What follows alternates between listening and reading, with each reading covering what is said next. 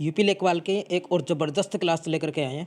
यह क्लास ऐसी रहेगी, इसमें 60-70% तक नंबर तो सभी अभ्यर्थी करके आएंगे, लेकिन इस क्लास में या हमारी आने वाली क्लासों में ऐसा कंटेंट आपको दिया जाने वाला है जो आपको 80% प्लस नंबर ला करके देगा। इसमें ग्रामीण प्रवेश, जीके और करंट अफेयर्स की हम चर्चा करेंगे।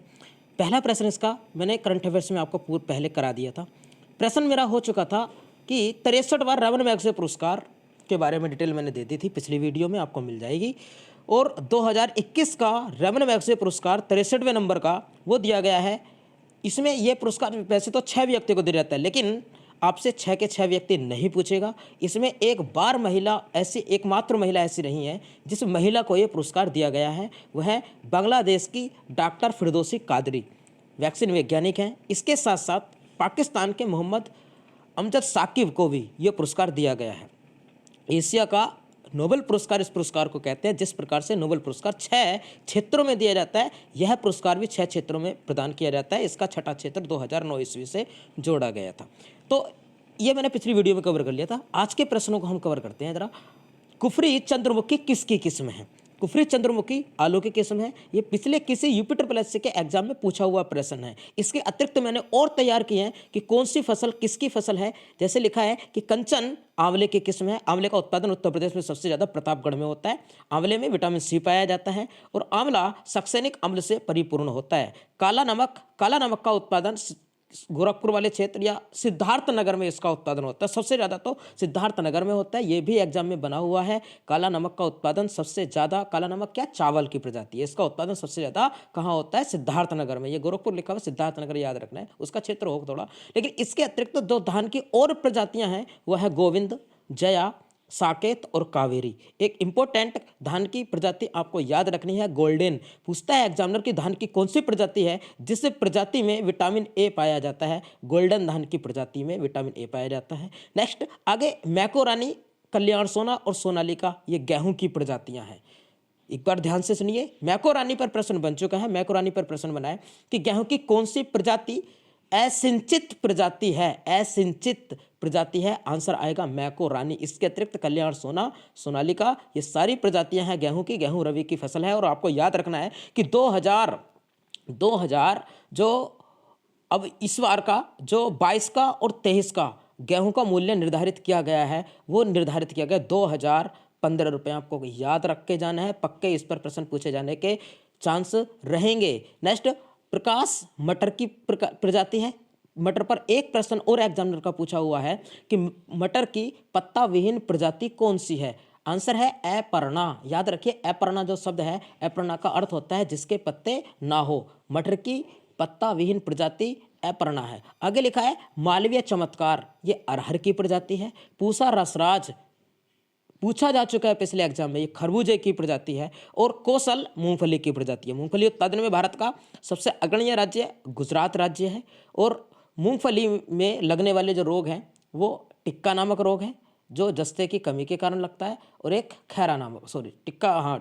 टिक्का नामक रोग लगता है मूंगफली के अंदर। एक पूछता है इसका कि पोलीफली रोग किस में लगता है? वो भी मूंगफली में लगता है। और पोलीफली रोग मूंगफली में लगता है किसके कारण? आपको कमेंट बॉक्स में बताना है। नेक्स्ट प्रश्न है पूसा बोल्ड, पूछा जा चुका है। सरसों की प्रजाति है पूसा बोल्ड। पूसा रूबी टमाटर की, ये भी पूछा जा चुका है। इसके अतिरिक्त सिंधु पर प्रश्न बना है कि आम की कौन सी प्रजाति बीज रहित प्रजाति है? तो सिंधु। इसके अतिरिक्त मलिका आम की प्रजाति है। निरंजन आम की बेमौसमी प्रजाति है। अल्फांसो आम की बहुभ्रूणीय प्रजाति है। और अल्फांसो पर प्रश्न बना है कि अल्फांसो आम का उत्पादन भारत में सबसे ज़्यादा कहाँ होता है? तो ये होता है रत्नागिरी में। रत्नागिरी पड़ता है महाराष्ट्र में। आम का विटामिन सी से परिपूर्ण आम की प्रजाति है लंगड़ा। इस पर भी प्रश्न एग्जामिनर पूछ चुका है। आम में लगने वाला रोग है एकांतर फलन समस्या, एकांतर फलन समस्या। नेक्स्ट आगे अगले पेज को देखते हैं। नेक्स्ट है कृषि कीमत आयोग का गठन किस पंचवर्षीय योजना में किया गया था? कृषि कीमत आयोग का गठन किस पंचवर्षीय योजना में हुआ था? इसका गठन हुआ था तीसरी पंचवर्षीय योजना में। आपको याद हो कि इसका गठन हुआ था वर्ष 1985 ईस्वी को। कृषि कीमत आयोग, तभी एफसीआई की स्थापना भी हुई थी, जो अनाज को खरीदने का कार्य करती है, उसका रखरखाव का कार्य करती है। और वर्ष 1985 ईस्वी को कृषि कीमत आयोग का नाम न्यूनतम कृषि लागत एवं मूल्य आयोग कर दिया गया था।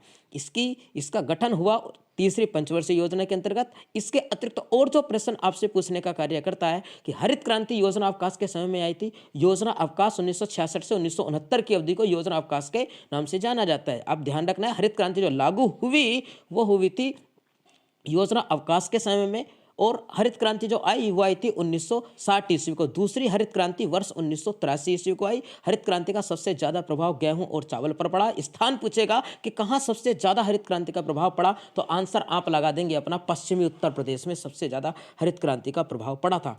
नेक्स्ट आगे पूछेगा कि न्यूनतम आवश्यकता कार्यक्रम की शुरुआत कब से हुई, तो पांचवी पंचवर्षीय योजना में न्यूनतम आवश्यकता कार्यक्रम, ये पांचवी पंचवर्षीय योजना वही पंचवर्षीय योजना है जिस पंचवर्षीय योजना में इंदिरा गांधी का गरीबी को दूर हटाने का एक 20 सूत्रीय कार्यक्रम लाया गया था। इस पर भी एग्जामिनर ने प्रश्न बनाए हैं। नाबार्ड की स्थापना हुई थी 12 जुलाई वर्ष 1982 ईस्वी को, छठी पंचवर्षीय योजना के समय में हुई थी। शिवरामन समिति की अनुशंसा पर हुई थी। नाबार्ड का मुख्यालय मुंबई में है। सारे महत्वपूर्ण प्रश्न हैं। आप जब एग्जाम होगा तो 60-70% प्रश्न तो ऐसे होंगे जो सभी अभ्यर्थी करके आएंगे। अगर आपको 70%, 80% से प्लस अगर नंबर आपको लाने हैं तो आप मेरी वीडियो को देखते रहिए, और जो नए अभ्यर्थी है वो चैनल को सब्सक्राइब कर ले। मैं आपको बहुत ही बढ़िया प्रश्न देने वाला हूं। नेक्स्ट लिखा है कि राष्ट्रीय कृषक आयोग का गठन किस पंचवर्षीय योजना में हुआ था, और 11वीं पंचवर्षीय योजना में राष्ट्रीय कृषक आयोग का गठन किया गया था। आज की जो वीडियो है, इस वीडियो में आपको 1 नंबर का प्रश्न पक्का मिलने वाला है।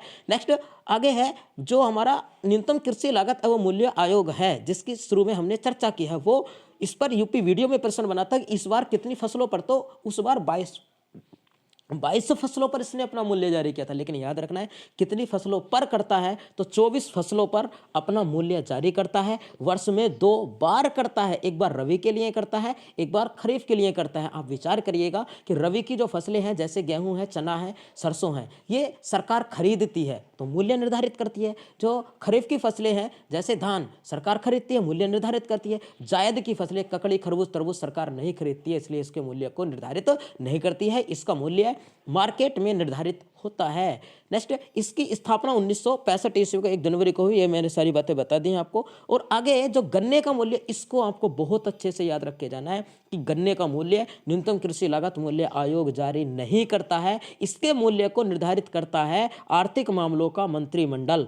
याद रखना है, आर्थिक मामलों का मंत्रिमंडल गन्ने के मूल्य को निर्धारित करता है। गेहूं का मूल्य मैंने आपको बता दिया है, 2015 रुपये गेहूं का मूल्य निर्धारित किया गया है। चैनल को सब्सक्राइब कर ले नए अभ्यर्थी। वीडियो अगर अच्छी लगे तो लाइक करें। नेक्स्ट अगले पॉइंट पर हम चर्चा करते हैं। आगे लिखा है कि केंद्रीय रोपण फसल अनुसंधान संस्थान कहाँ है। केंद्रीय रोपण, दोस्तों रोपण फसलें वो फसलें होती हैं जिन फसलों की पहले पौध तैयार की जाती है, जैसे धान है, जैसे गोभी है, जैसे मिर्च है, इनकी पहले पौध तैयार की जाती है। और रोपण फसल की जो संस्थान है वह है कासरगोड में। कासरगोड पड़ता है केरल के अतिरिक्त। इसके अतिरिक्त बहुत सामान्य सी जो संस्थानें हैं उनके बारे में आपको याद है, जो 60% आपको याद है, लेकिन मैं वो लेकर के आया हूँ जो आपको याद कम है, या फिर इस बहाने आपका रिवीजन होगा। पहले लिखा है केंद्रीय खाद्य प्रौद्योगिकी संस्थान। कई बार एग्जाम में पूछा जा चुका है, हर एग्जाम में पूछा जाने वाला प्रश्न है। ये मैसूर में है, कर्नाटक में है। कर्नाटक के मैसूर को कर्नाटक का रत्न कहा जाता है, जहां पर वृंदावन गार्डन है।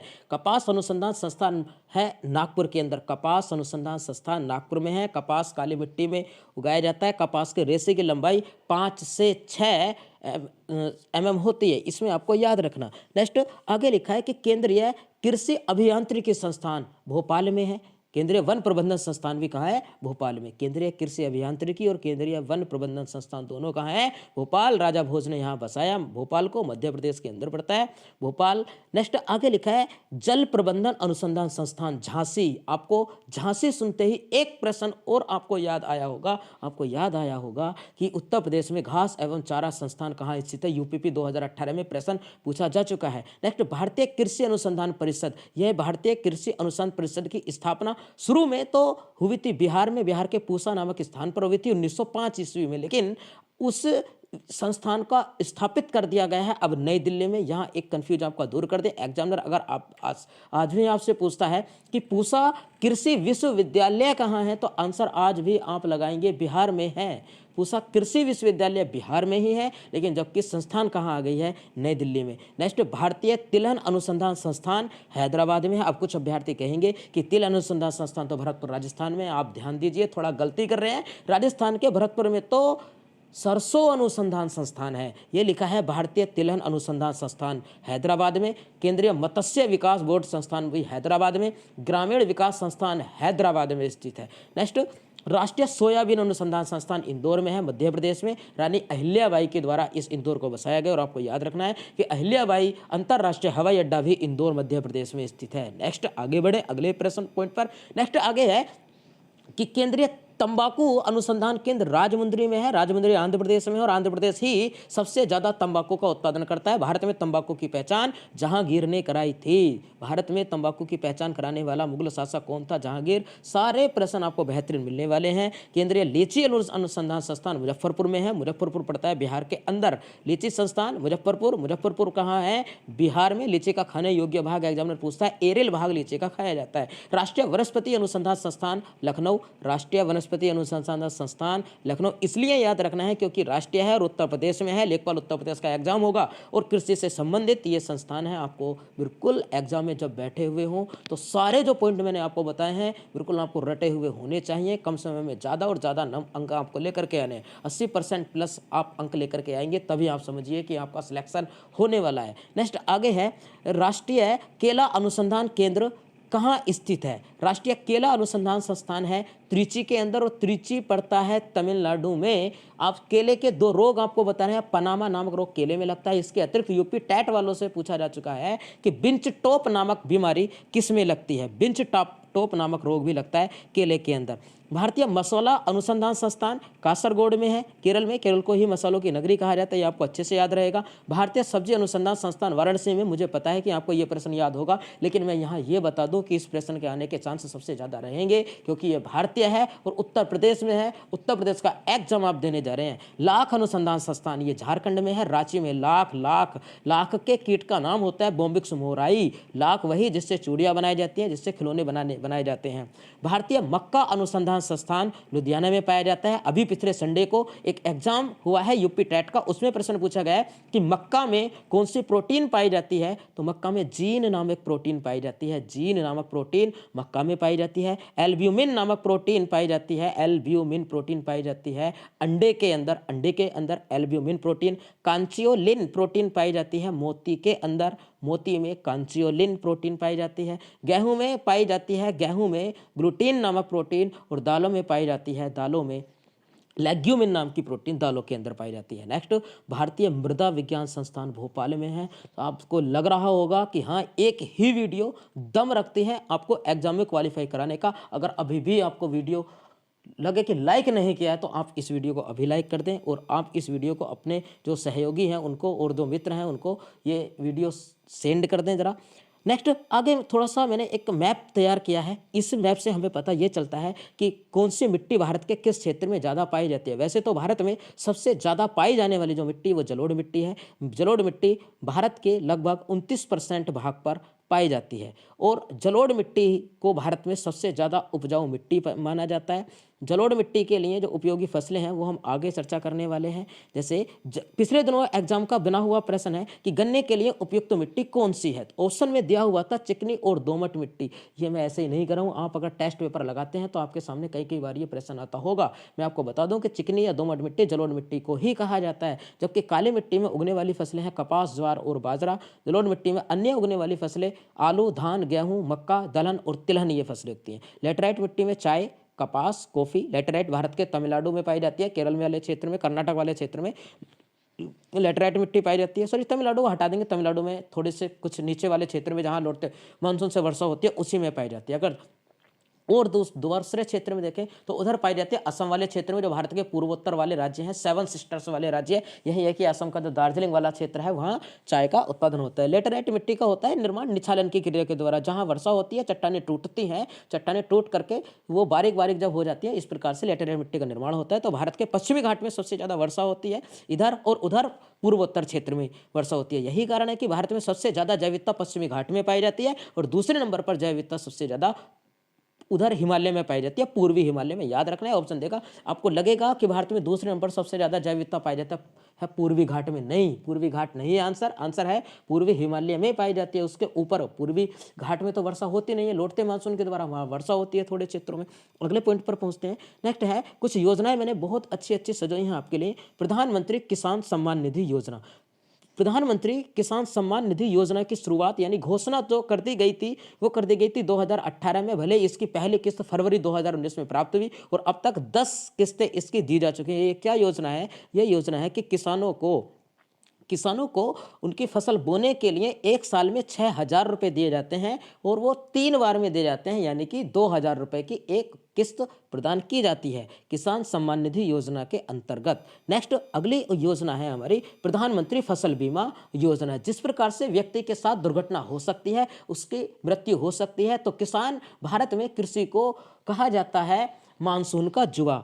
अर्थात भारत में बहुत सारी ऐसी आपदाएं हैं, जैसे बारिश है, प्राकृतिक आपदाएं हैं, ओलावृष्टि है, आंधी तूफान है, किसान की फसल भी खराब हो जाती है, नष्ट हो जाती है। तो उसके लिए फरवरी 2018 में केंद्र सरकार ने प्रधानमंत्री फसल बीमा योजना की शुरुआत की थी। नेक्स्ट अगली योजना किसान क्रेडिट कार्ड योजना। किसान क्रेडिट कार्ड योजना पर एक प्रश्न बनने के चांस रहेंगे। किसान क्रेडिट कार्ड योजना 1998 में शुरुआत हुई थी। ये प्रश्न हो गया है काफ़ी पुराना, अब ये नहीं पूछा जाएगा आपको। अब ये बात याद रखनी है, किसान क्रेडिट कार्ड योजना की जो अवधि थी प्रारंभ में वो 3 वर्ष हुआ करती थी और उसकी अवधि को बढ़ा करके 5 वर्ष कर दिया गया है और 5 वर्ष में इस कार्ड से कोई व्यक्ति 3 लाख का लोन ले सकता है। अगली योजना प्रधानमंत्री कुसुम योजना।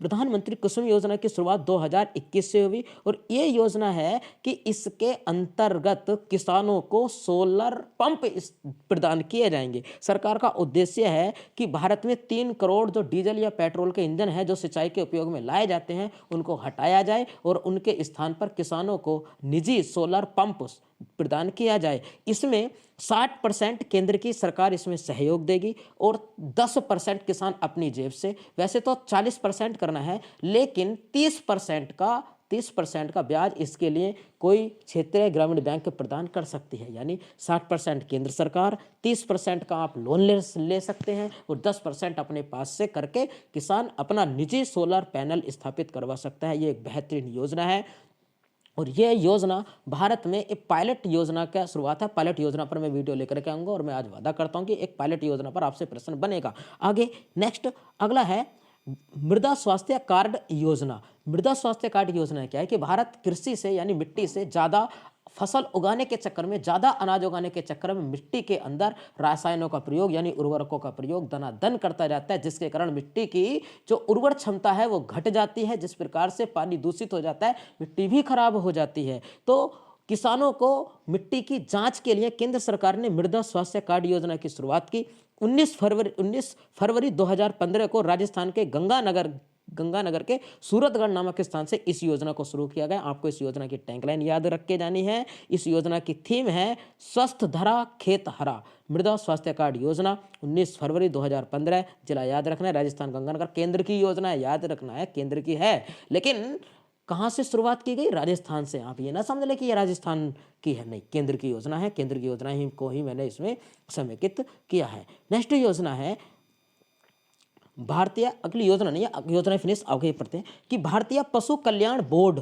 भारतीय पशु कल्याण बोर्ड, इस पर क्यों मैं इसको लेकर के आया हूँ, क्योंकि भारतीय पशु कल्याण बोर्ड की स्थापना तो पशु हिंसा रोकथाम अधिनियम 1960 के अंतर्गत 1962 में हो गई थी, लेकिन जब इसकी स्थापना हुई थी तब इसका मुख्यालय लगता था चेन्नई में और आज इसका मुख्यालय बल्लभगढ़ में लगता है। हरियाणा के अंदर बल्लभगढ़ में इसका मुख्यालय स्थापित किया गया है।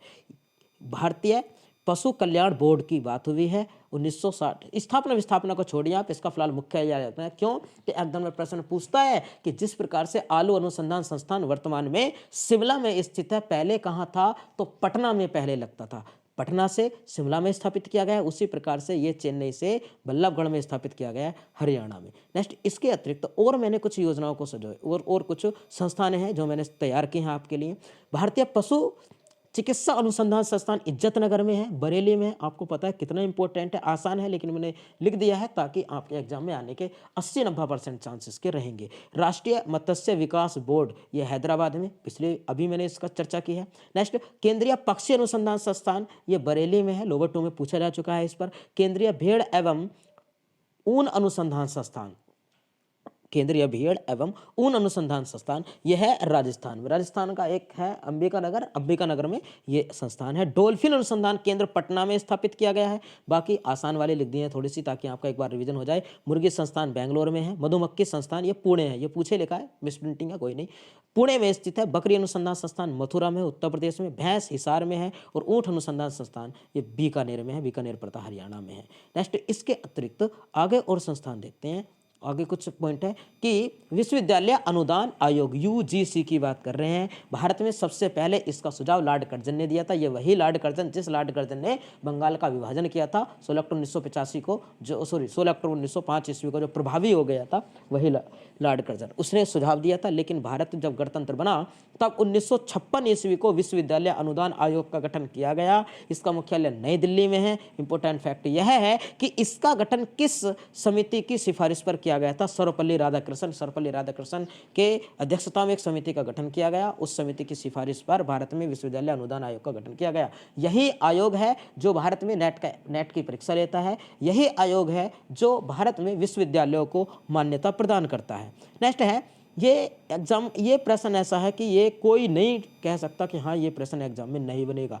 जैसे ये प्रश्न है कि देश का पहला ग्रीन हाइड्रोजन प्लांट कहाँ स्थापित किया गया? उत्तर प्रदेश की जो मथुरा तेल रिफाइनरी है, उत्तर प्रदेश की मथुरा तेल रिफाइनरी में देश का पिछली जो वीडियो थी उसमें भी मैंने देश का उत्तर प्रदेश में एक योजना को लाया था, आप देख सकते हैं उस वीडियो को। ये 2 प्रश्न है, 2 प्रश्नों में से एक प्रश्न बनने के पूरे चांस रहेंगे। मथुरा के अंदर ये देश का पहला ग्रीन हाइड्रोजन प्लांट स्थापित किया जा रहा है और उसको स्थापित करने वाली जो कंपनी है वो है Indian oil corporation limited. Indian oil corporation limited की स्थापना 1959 में हुई थी और इंडियन ऑयल कॉरपोरेशन का मुख्यालय नई दिल्ली में स्थित है। ये भारत की एक संस्थान है, केंद्र की। नेक्स्ट, आगे आईओसी की जनगणना पर प्रश्न छूट गए हैं।